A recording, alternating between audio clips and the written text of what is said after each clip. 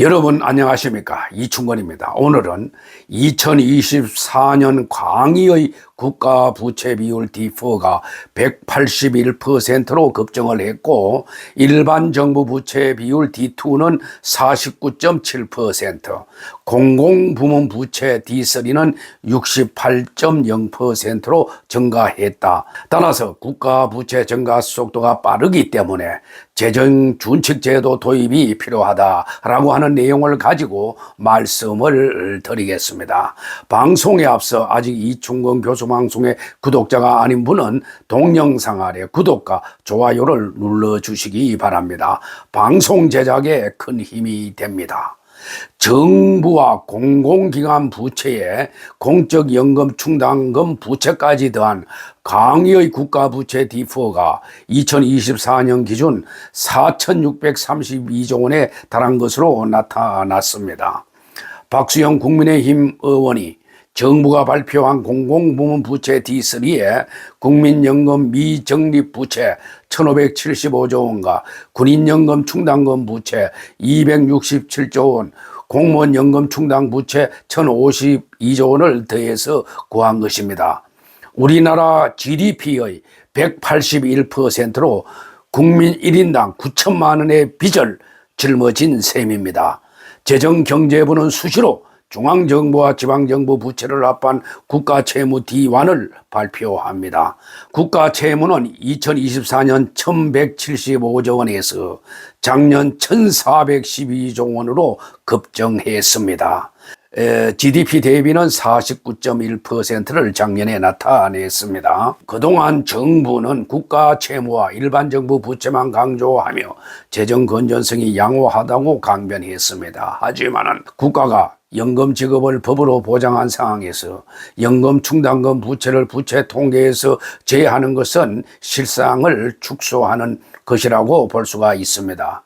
정부가 관리하는 부채 통계 지표는 국가 채무 D1, 일반 정부 부채 D2, 공공부문 부채 D3로 분류가 됩니다. 그런데 여기에서 IMF, 즉 국제통화기금이 국제 비교로 사용하는 국가 부채 통계는 D2, 즉 일반 정부 부채 비율입니다. 이날 박수영 의원이 언급한 D4 개념은 광의의 국가 부채를 뜻하는 것으로 중앙 및 지방정부 부채뿐만 아니라 비금융 공기업 부채, 장래 지급해야 할 연금 충당금 부채까지 포함한 수치입니다. 이 분야에 대해서 약 5년 전부터 계속 제가 집계해서 발표를 해왔습니다.